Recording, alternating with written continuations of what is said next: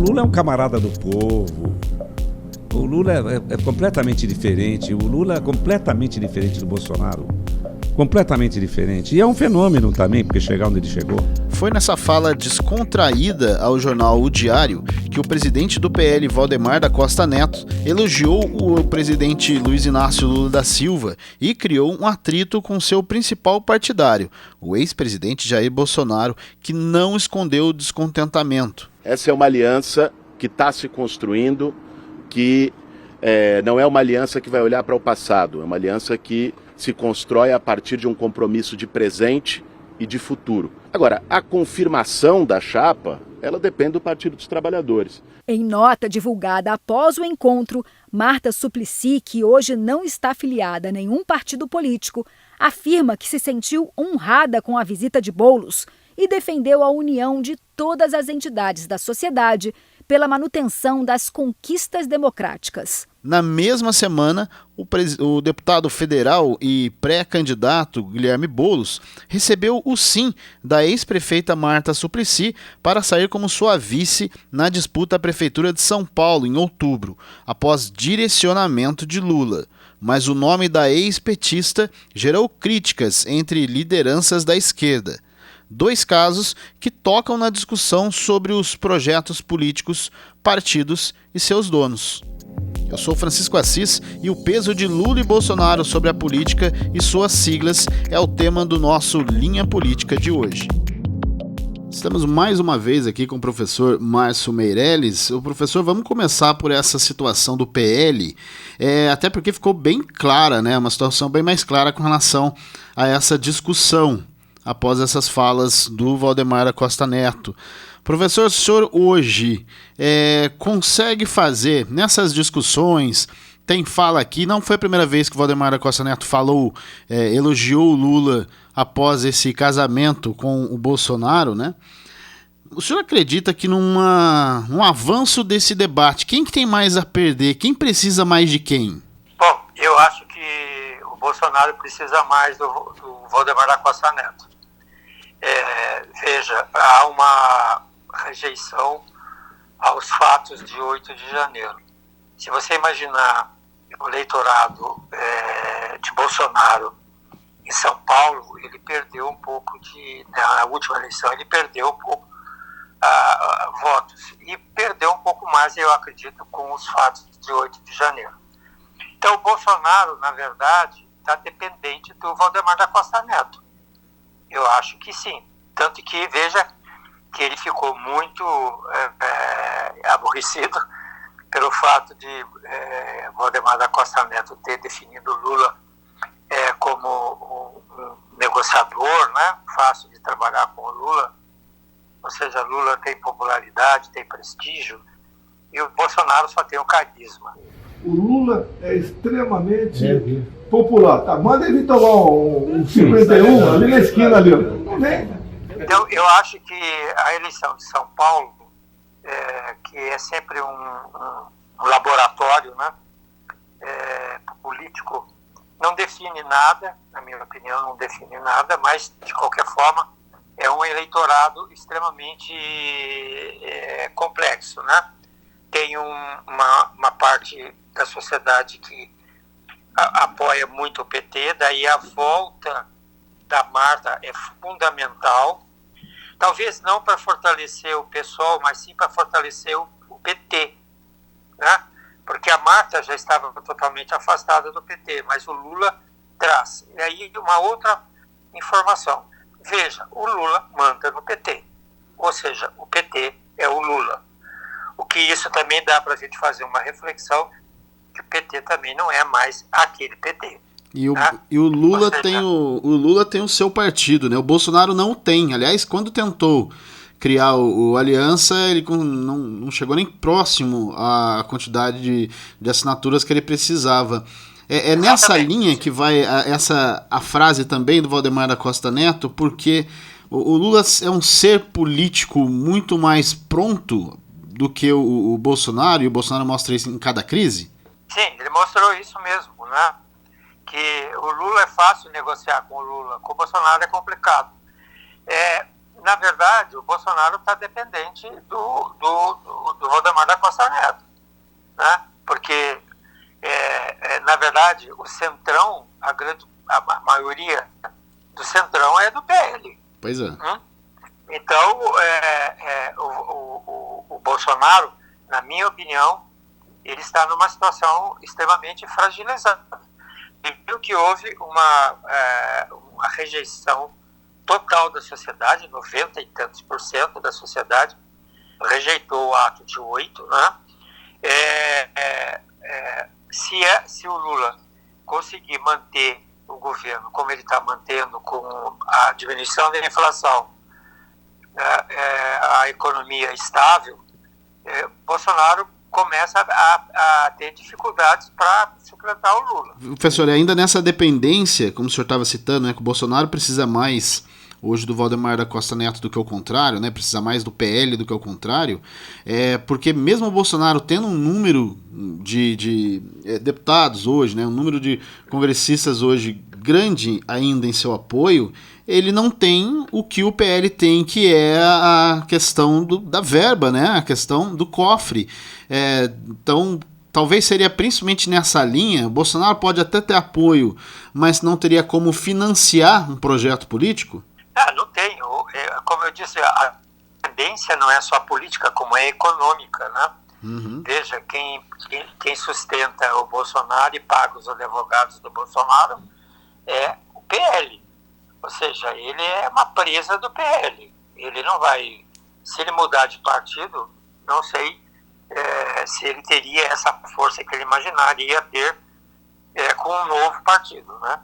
Mas o Bolsonaro, na minha visão, o movimento bolsonarista, com o tempo, ele vai perder esse ímpeto que ele teve nas eleições de 22. Porque, na verdade, ele não tem partido, ele não domina o partido. O Lula mostrou a força que ele tem dentro do partido, que você pode contar, apesar de já ter alguns sinais de uma mudança dentro do PT. Eu não acredito que o Lula mude, mas esse fato dele chamar novamente a Marta Suplicy, que era uma aliada do Temer, né, que foi o sucessor da Dilma, eu acho que ele, de uma certa forma, também está tentando abrir uma conversa com o próprio PT para aliviar essa pressão do PT na relação desse radicalismo do PT, né? Então, o Lula mostrou mais uma vez que ele tem força política, domina um partido, ao passo que o Bolsonaro é independente. Outra crítica interna de integrantes do PT é que a escolha de Lula atropela o processo democrático do partido, que teria outros nomes na fila pela disputa de São Paulo. A aposta de Lula é que Marta tem apoio e votos na periferia de São Paulo por iniciativas como os CELs. Os Centros Educacionais Unificados têm escolas, teatros, quadras e piscinas. Professor, e nessa, né, agora o senhor abrindo a discussão com relação à questão da Marta, há um outro passo que foi visto também, e o senhor já citou, né, por exemplo, na cidade de São Paulo, nas eleições de 2022, na capital, o Bolsonaro acabou vendo o Lula ter mais preferências, né? Na grande São Paulo, a preferência por Bolsonaro acabou grande em São Paulo, no interior.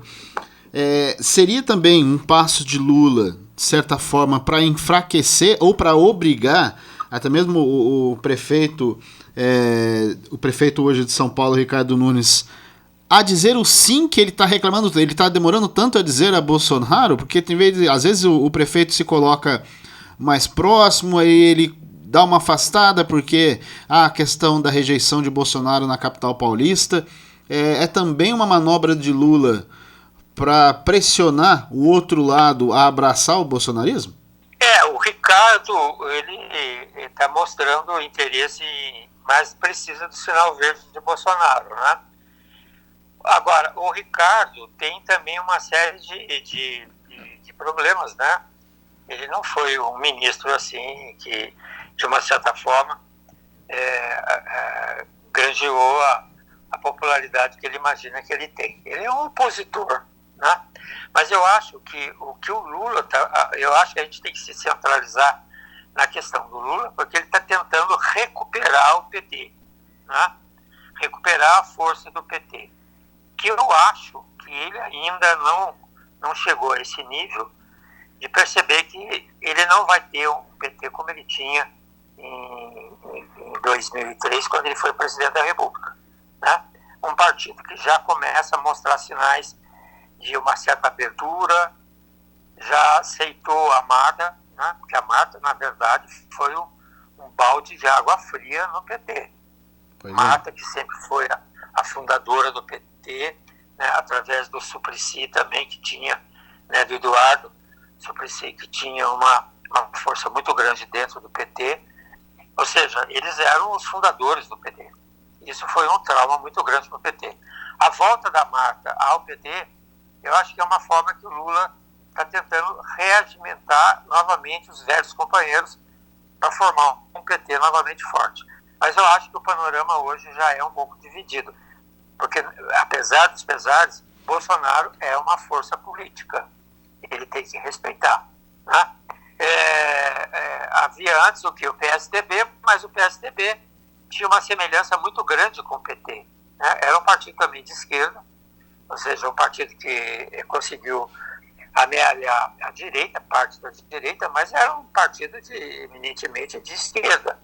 Foi um partido importante na Constituição, se juntou ao PT na formação da Constituição.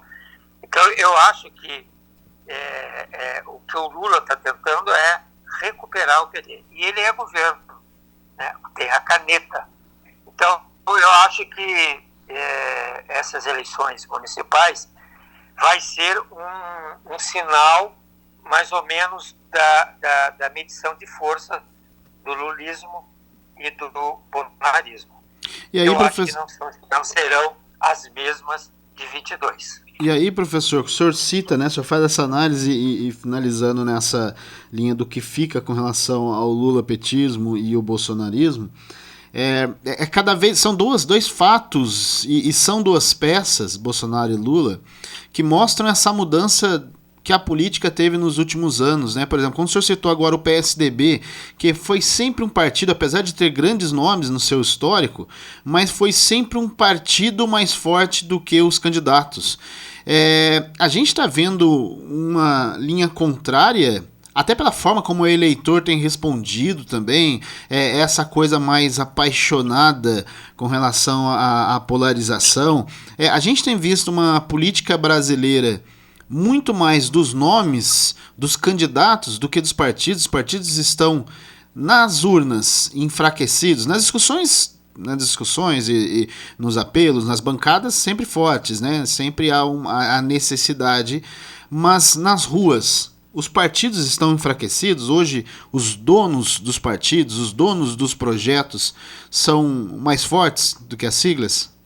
Sim, não tenha dúvida disso. Aliás, esse movimento não é só no Brasil, né? No mundo todo, as pessoas estão votando em pessoas, não mais nos partidos, porque os partidos, de uma certa forma, perderam um pouco a sua história, né? O processo que nós estamos vivendo hoje, de velocidade, de informação, as pessoas não estão mais se filiando a partidos, ou seja, os partidos também não têm mais o que apresentar à sociedade. O que o partido vai apresentar à sociedade? Qual é o plano de governo do Lula?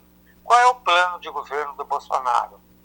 Ou seja, os planos de governo são sustentados pelos partidos, porque são os partidos que dão a sustentação. Então, na verdade, hoje, a política baseia-se em nomes, né? Veja o caso, por exemplo, de trazer a Marta, né? Trazer a Marta.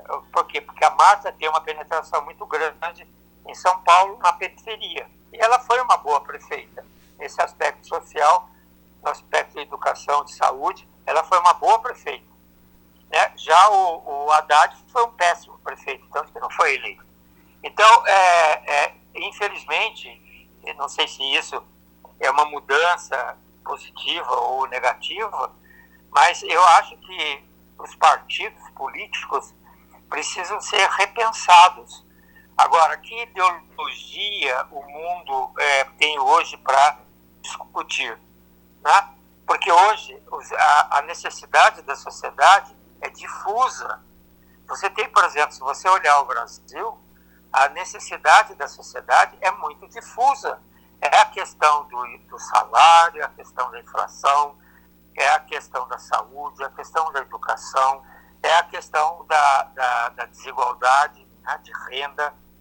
Ou seja, é uma cesta de problemas que os partidos estão tendo dificuldade, inclusive, de enxergar as necessidades.